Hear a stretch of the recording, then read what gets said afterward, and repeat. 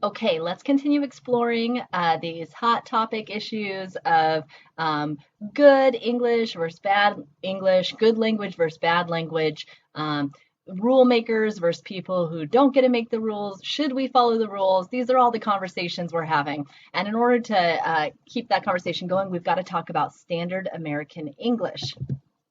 So to start this conversation, we want to know who makes the rules. Who's telling us, these prescriptivists, right, are telling us here are the rules you need to follow to speak English well, right? To do a good job, to be clear, to communicate effectively, you need to speak like this. So who makes those rules? Well, one answer would be the prescriptivists. So they're the grammarians. Those could be people from your college professors to politicians, right? People standardizing what's taught K through 12, to all these rule style writing manual books that you have to encounter while you're learning to write in college. So these are prescriptivists, right? Telling us what to say or not say, right or not right. And then also the rules are driven out of our history, right? So back when that Germanic language helped develop what we know as Old English, there were rules at that point from the Germanic language that naturally moved into English that we followed in Old English and still follow today. So a lot of it has to do with the history of the language. So where do we get this concept of standard American English? What is it? Who uses it? And if we were in class, we'd have a little discussion on it, but I'll just jump to the point. Standard American English is considered a dialect of English that follows the rules, okay? That's adhering to all those grammatical rules that prescriptivists or history has set for us. So standard American English is considered socially as good English. Now, I'm going to jump the gun and say this right here. Linguists don't believe that there is a better English than another English, or a better language, a better form of a language versus another form of a language, okay? Let's take our example on language attitudes real quick. We talked about British English. Some people see that as good English, and American English is not good. So is there such a thing as standard American English when we're putting British on the pedestal, right? But the thing is that standard American English is something that our society, keep in mind we're doing sociolinguistics, right? Our society views this as the best use of English, as the best accent, as the best lexicon, as the best grammars. So all those things that deal with dialect. This is the one you want to use. So the question becomes, who uses it? Who's modeling standard American English? And it's a trick question because the reality is everyone's capable of using it and no one's using it at the same time. We see people using it, like maybe politicians when they're campaigning, or we see it in the news, like big, large news systems like CNN, right? They're trying to use standard American English. One, because it comes across as educated, and two, because most people are familiar with this dialect. Now let's take our textbooks. We talked about prescriptivism in that last lecture. Is it good or bad? Is it good that we have these rules we have to follow? And if you don't follow them, then you're not using standard English, right? You're not using the good English. Is this good or bad? Well, there's some reasons that prescriptivism is a good thing. So I want you to consider any of our college textbooks, for example. Let's assume that you are a Southern English speaker, right? So let's say you say y'all and use all the Southern features. But let's say your textbook was written in a Bostonian accent. So instead of car, it would say ka, right? So you've got this different dialect writing all your textbooks, but yet you live in the South and it's not your dialect. It might be very hard to read literature that's written in that person's dialect and this person's dialect. And for everyone to be able to read it when we're all coming from our own dialects. So standard American English is nice in some ways in a written way because it allows us access to literature that we can all read and is consistent. Now you're taught standard American English in your K through 12 system. So ideally you have learned how to read it and what standard looks like, but it doesn't mean you use it. There are situations in which we use it and there are situations in which we don't, and that's in one of our next lectures. The reality is who uses it? Everybody and nobody, okay? But you have to be taught standard American English. It's not a dialect that exists in the country in any one place. You were taught how to follow all these rules. So knowing that Standard American English is the dialect that's following the rules, we come back to this question, which one is correct? She doesn't know him, she don't know him, or they both are. And the answer here is under Standard American English, A, she doesn't know him would be the correct rule for using Standard American English. But most of you might think, well, I know Standard American English. I can speak that way. If I say something like she don't know him, it's because I'm choosing to do that. And the reality is yes, you're able to move between dialects. You can speak Standard American English, then African American Vernacular English, and then Southern English. Yeah, you're able to do that. And we'll look more into that style shifting here in another lecture. But it's actually kind of hard sometimes to figure out what Standard English is and what is not standard. And when we say not standard, we mean that it's part of a different dialect, maybe Southern or Bostonian or California English, or maybe it's African American English or Midwest English, So what is standard versus what is not standard? We was robbed or we were robbed. Which one is standard? I'm looking at line number 1. We were robbed is standard. If I was you or if I were you. The right side, if I were you, is standard. He ain't cold or he is not cold. Well, we just talked about ain't a little bit in the last lecture. So he is not cold is considered standard because, and standard ain't isn't a word, right? We've all heard that before. I be going to the store or I am going to the store. Well, the right hand, I am going to the store is considered standard. She don't care or she doesn't care. She doesn't care is standard. I played good or I played well. People are often shocked here that I played well is actually the standard form. I played good is a misuse of good as an adverb. And so we'll learn more about that in syntax, but I played well is standard. Come quickly or come quick. Which one is standard? You might be surprised to learn that come quickly is actually standard because quickly is an adverb. Quick is an adjective. So anyways, it's not clear cut, right? We're not always very quickly able to determine standard from non-standard. So the question is standard good, right? Because you are all speakers of this language, and some of these might have been a little confusing. How many of you used at least one of these non-standard forms? I played good versus I played well. I'm guessing everyone in here has used at least one of these non-standard forms at some time, right? So we're not always using Standard American English, or we're always not aware of what Standard American English is, or we're aware of it and it doesn't matter because in our dialect, we make the choices we make because of our dialect. So based on your answers, how good is your use of Standard American English? And how many times do you choose not to use it? And why are you choosing not to use it? Well, here we have a list of 9 sentences that all have a Standard American English air in them. So who is that woman chasing? I called the guy that fixed my bike. We used to secretly admire her. A good author needs to develop a clear sense of who she is writing for. All of these, you can read them to yourself, have an air in them. Based on Standard American English, based on prescriptivism, all of these have a grammatical error per what a prescriptivist would say.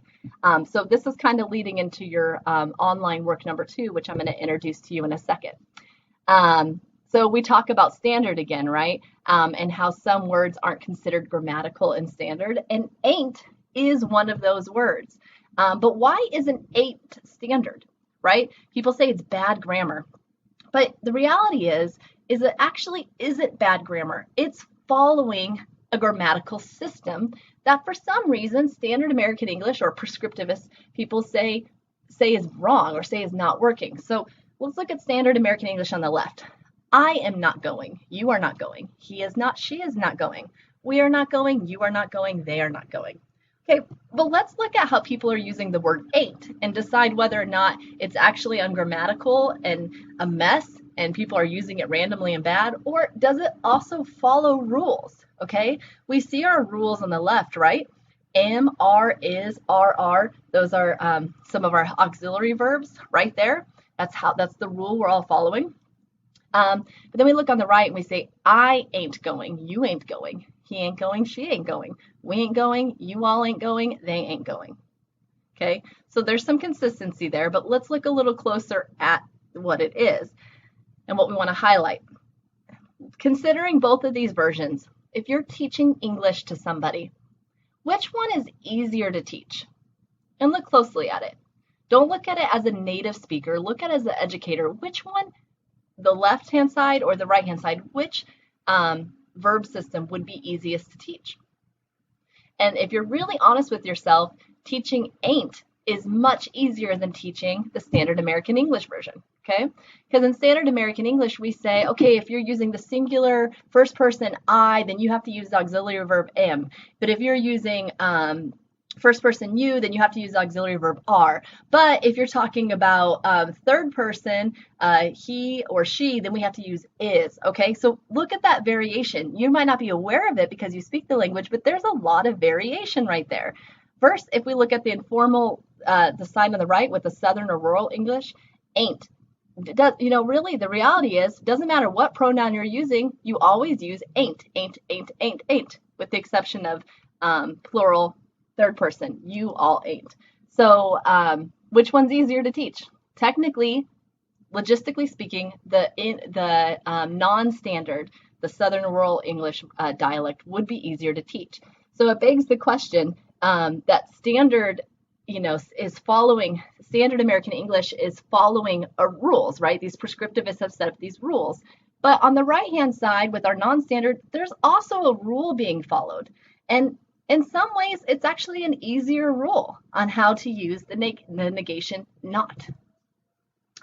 Grammar is a pattern of language that is employed consistently for other speakers to understand, okay? So when we're talking about dialects, their grammars, we're talking about a language that everybody in that region or in that social group can understand, and it's used consistently. It's following rules. So it might not be standard American English that you're using, but you are still using a dialect that is driven by rules. Okay, it's not abstract or arbitrarily put together. There is a reason and a method to what looks like madness across these different dialects. Okay, so this leads us to our third axiom in chapter 1. All languages and dialects are rule governed and are not better or worse than other language varieties, linguistically speaking. Okay, so what we're saying there is that we as a society, right, not linguists, but as a society might say standard American English is the best English, the most correct English, because it follows the rules, and if you speak it and you write in it, you'll be more easily understood, right? You're communicating more effective. Whereas anything that is not standard is not following the rules, it's breaking all the rules, it's ungrammatical, there's no system to it, it's broken English. And that's actually not the case. The reality is and we're going to explore some more dialects here in the next couple lectures in this chapter and show you that they are rule structured. They all have systems. Our society might say they're not good versions of the language, but the reality as linguists, when we study these dialects, we see they are following their own linguistic rules, and they're not randomly put together. They are just as valid, linguistically speaking, as standard American English is. So based on this axiom, all languages and dialect are rule governed, and there's no one language better than the other. What is our answer here? Which one is correct?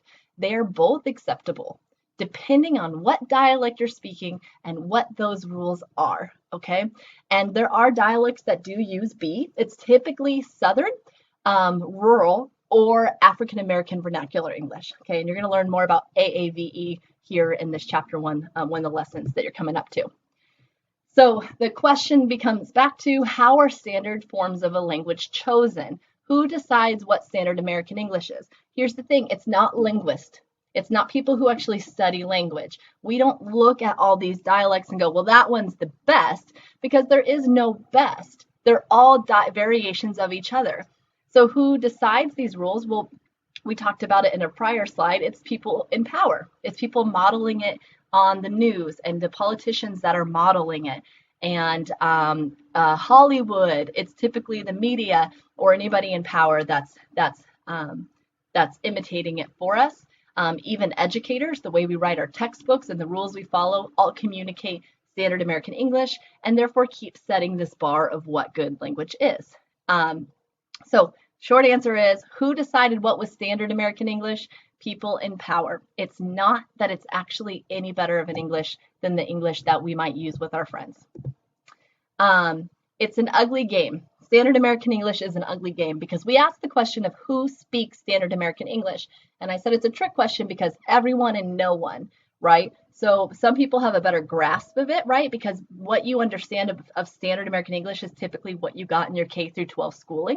It's probably not modeled at home when you were a child. It's probably what you were formally taught how to speak standard American English. And if we look at our dialect map, there's no one place in the United States that speaks standard American English.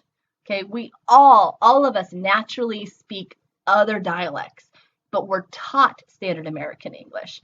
And the point of it, this is where that sociolinguistics comes in, is why do we need it? Well, there are some good things. Like I said, all of our textbooks can be written in the same dialect. That's awesome. But it's typically this idea that you want to, but the sad part about it is this: people use standard American English so they're not stigmatized by the speech communities or the ethnic communities that they belong to. Okay, so I always say here that people tell me I talk like a high school cheerleader. Oh, how long were you a cheerleader? They'll ask me. And I'm like, I've never been a cheerleader.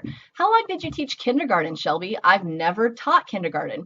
There's something about my speech patterns that make people think I was a little blonde cheerleader who taught kindergarten, okay? And I didn't do any of those things. So I will often try to clean up my dialect, standardize myself to stop being stigmatized that way, because I don't like that stigmatization, okay? But we see people in lots of situations do this. I wish we were face-to-face because I always have one student who always knows what I'm saying when I bring up this topic. But I ask my students, have anybody ever told you you speak white? You sound white. And I always have an African-American student who laughs and says, yeah, I've got a white girl voice too. And then maybe she's got her AAVE dialect, but she can transition to the standard American English. And what's sick about it is, why is standard American English associated with being Caucasian, right? So you're getting into these layers of ugliness with language. Linguists did not decide standard American English. All of society and that power and the history of the nation, all of that has shaped what we deem as standard. And it kind of has an ugly background. This all leads to online work too, okay? I'm going to introduce it to you here, but you're going to find it in Canvas. It's the next screen. Online work number 2. We're talking about what is correct English and what isn't. What is prescriptivism, what isn't, and just how complicated it really is, okay? How complicated standard American English is. So when you go to the assignment, you're going to be given one of these, a sentence. Based on your birthday month, you're going to be given a sentence similar to the ones that we just looked at a couple slides earlier in this PowerPoint. And there's something wrong with it. According to prescriptivists and these grammatical rules in standard American English, there is something wrong with that sentence. You need to identify it. And so I have my example sentence, it's going to be a good day. You need to find out what's wrong with this. You're going to follow the 6 questions I've given to you in order to turn in this assignment. The first one is easy. Provide the original sentence. Okay, easy points right there. Give the name or description of the grammar rule that the sentence breaks. Okay, so keep in mind this. You use Google. Okay, put your sentence in Microsoft Word and see if it highlights an error. Do some research. Find the error. Ask people, okay? Don't ask me, ask other people. What is the error? Some of the sentences are a little tricky, but find out what's wrong with it. What is the name of the rule? And if there's no name for it, just describe the rule to me. There is something online that will tell you what rule is being violated, and I want you to tell me what rule is being broken. And then provide the links to the websites that you looked at, okay? So for my example sentence, here's what your response might be. My assigned sentence was, it's going to be a good day. That answers question 1. The error, which was question 2, is the sentence pertains to the word, the error is its. It should only be used when referring to possession of the pronoun it, such as this is its home, but we need the apostrophe, blah, blah, blah, blah. So I go into what's wrong with the sentence, then I provide a link. Okay, so that answers the first 3 questions. We've got these other 3 questions. Provide the corrected version. Now that you know what's wrong with it, rewrite the sentence so it's correct. And then 5 and 6, This is where I want you to put some more thought. 5, give it a score, okay? Tell me if it's 1, meaning it's really incorrect and ugly, like people who speak like this should be imprisoned, or is it 10, meaning it's really not that big of a deal? I understand standard American English speakers say that it's breaking a rule, but it's not. It's accepted. So you need to put some thought into number 5 and tell me where you think it falls. Based on all these conversations we've had about standard American English and all these other dialects, how badly, and again, we said standard American English has a place because it helps with understanding people. So, but how badly does this error, whether it's an oral error or a written error, does it really impact people? And 6, ask 2 non-classmates what's wrong with the sentence. See if they can identify it and what they say the error is, okay? So here would be my answers to questions 4 through 6. So overall, here is how I would turn in that assignment based on the sentence I was given. I'm using it here to model for you what you can do. You can use it as a skeleton for writing your own. You don't have to get too creative. Follow what I've given you and apply it to your own sentence. Okay, that's it for section 1.4. Contact me if you have any questions.